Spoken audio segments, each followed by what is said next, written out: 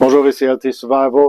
Dans la partie 5 des Bearings, dans l'épisode 5 de cette série-là, nous allons voir la partie 3 de l'épisode 5, la déclinaison magnétique. La déclinaison magnétique, je vais vous montrer comment l'ajuster dans votre boussole. Restez à l'écoute, on vient après ceci.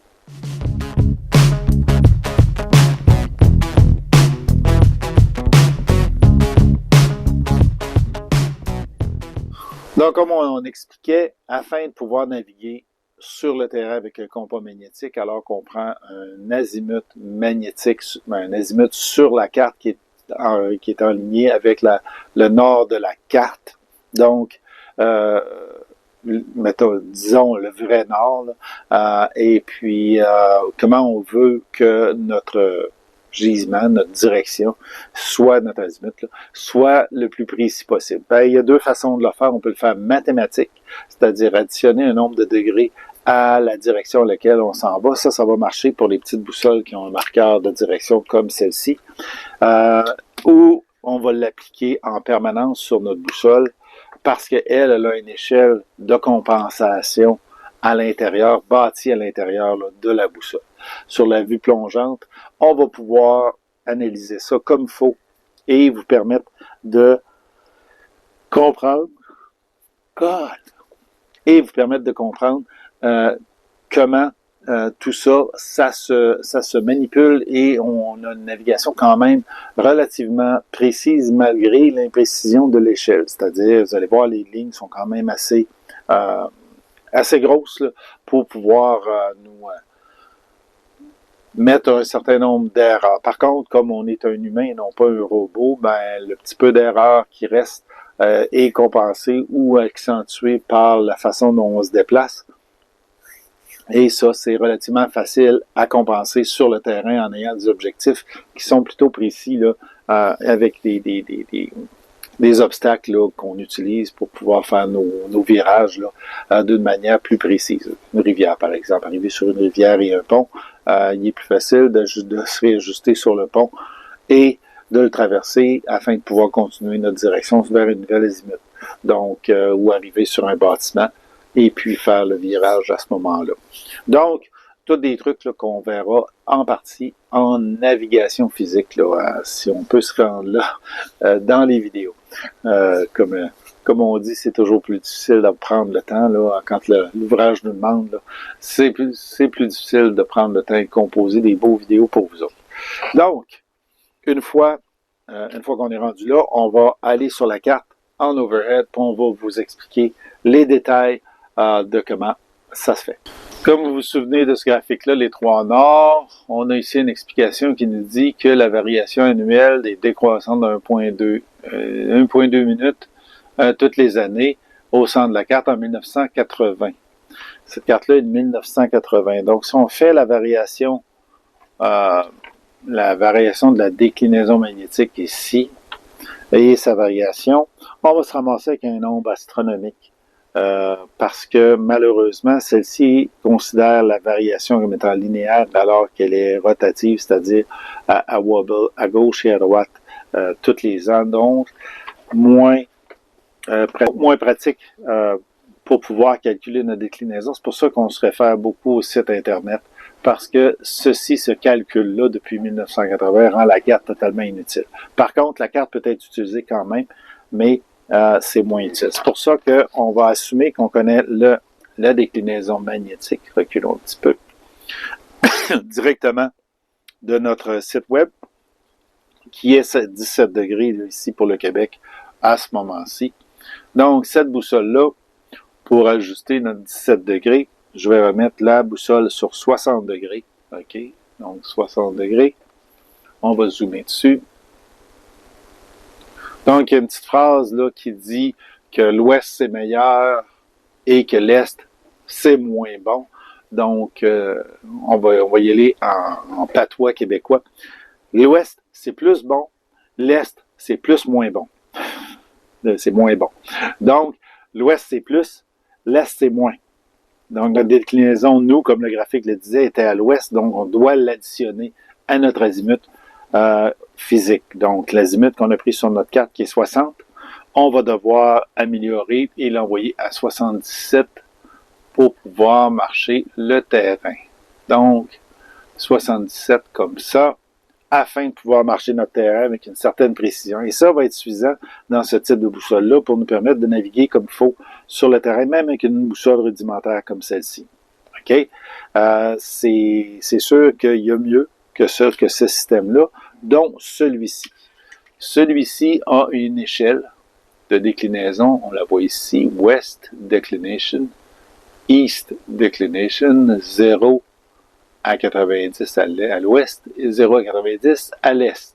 Comme on voit, sont inversés des deux pôles est et ouest parce que, vu qu'on ajuste la déclinaison par la queue de notre flèche et non pas par sa pointe, on doit tasser la queue à droite pour que la tête est à gauche. Donc, on va tasser vers la droite qui va nous donner une déclinaison ouest.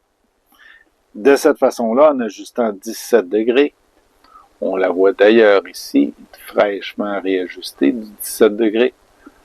Donc, on va carrément compenser la déclinaison magnétique annuelle dans la boussole d'une manière fixe. Ce qui fait qu'on va aller sur la carte, on va prendre un azimut. Cet azimut-là va rester identique sur notre boussole et tout ce qui va compenser l'azimut, c'est le magnétique, c'est-à-dire la flèche d'orientation mixée avec l'aiguille magnétique. Ça va nous donner un angle de 17 degrés plus grand parce que j'ai déplacé mon zéro là, de la flèche rouge, là, comme on voit, il est déplacé de 17 degrés et ça nous permet d'aligner notre aiguille magnétique avec la flèche magnétique afin de pouvoir marcher le terrain sans difficulté. Ici, sur la boussole, on voit la petite vis là, qui nous permet de réajuster, juste pour vous montrer. OK. On va aller défaire, je vais le mettre au sol pour que vous puissiez voir sans que mes gros doigts soient dans la caméra. Là. Donc, pour défaire l'azimut, OK, je vais la soulever un petit peu, puis on va tourner, vous voyez, oh.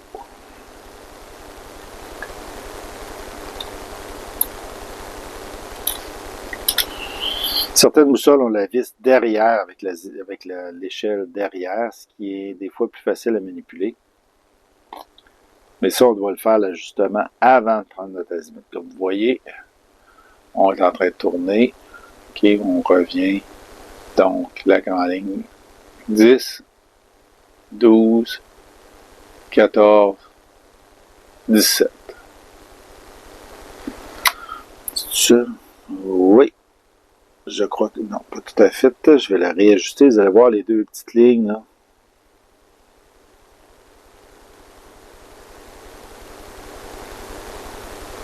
Voilà. Donc, comme vous voyez ici, l'espace entre 16 et 18 est rempli au complet. Ce qui fait que ça nous donne, c'est l'imprécision que je disais de l'échelle, qui fait qu'on a un petit peu plus de difficulté à le lire ici. Là. Mais ça fait en sorte que la boussole est facile à lire quand on doit naviguer. Donc, c'est comme ça que ça se fait. On l'a vu sur les deux types de boussoles. Ça va nous permettre de marcher le terrain de manière précise et encore plus précise parce qu'on n'a pas besoin d'y repenser. On n'a pas à risquer d'avoir oublié d'additionner les 17 degrés et prendre une déviation là, de 17 degrés dans une direction ou une autre. Donc, c'est ce qui conclut.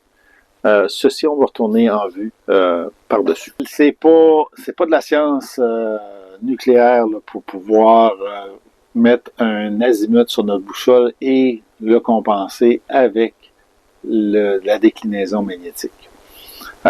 C'est sûr que si vous utilisez les boussoles plus rudimentaires, vous devez vous souvenir de la phrase qu'à l'ouest, c'est mieux, c'est plus, et à l'est, c'est moins. OK? C'est moins bon à l'est que c'est à l'ouest. Donc, en vous souvenant de ça, vous allez pouvoir additionner, parce que nous, notre déclinaison est ouest, additionner sur le nombre de degrés la direction dans laquelle vous allez vouloir marcher, ce qui va vous permettre de bien vous rendre à votre objectif sans avoir 15 degrés là, ou 17 dans ce cas-ci, de différence entre où vous devriez être et où vous devez aller, parce que sur plusieurs kilomètres, 15 degrés, c'est beaucoup, beaucoup de distance ici sur mon roumeur, là,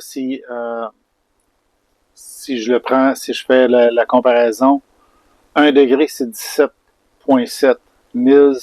Ça représente sur 1 kilomètre une verge, 3 pieds, donc presque 1 mètre, OK, de déviation sur votre course. Donc, quand on marche de longues distances, si on n'a pas des obstacles qui nous permettent de compenser des erreurs en plus de celles qui est créée par l'utilisateur, par l'imprécision de la boussole, eh bien, on va se ramasser là vraiment loin de l'objectif. On va utiliser souvent des points de rencontre pour pouvoir corriger donc traverser un pont par exemple, pour pouvoir corriger notre direction et notre erreur. Souvent, on va peut-être même délibérément aller à un objectif à la gauche de notre objectif réel, ce qui va nous permettre de savoir que l'objectif va être à droite et puis compenser de même sans avoir à chercher de quel côté il faut que je vire. Comme vous avez remarqué, un petit changement de tenue presque, ça donne j'ai le même t-shirt mais pas le même habit, c'est que le son a manqué dans la fin du vidéo que j'étais en train d'enregistrer. Donc, il a fallu que je retourne la partie finale. Sur ce, on n'élaborera pas plus que ça. Le reste des détails sur la navigation au sens propre là, sur le terrain va se faire dans d'autres vidéos. J'espère que vous avez aimé celui-ci. Je l'ai essayé de le garder le plus simple possible, l'avènement de la déclinaison étant disponible sur Internet.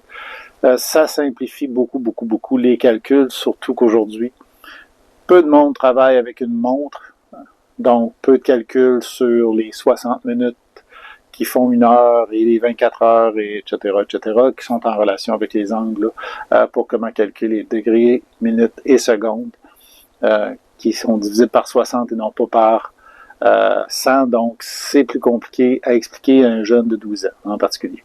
Ça, pourquoi notre façon de faire a aussi évolué là, au niveau de la boussole.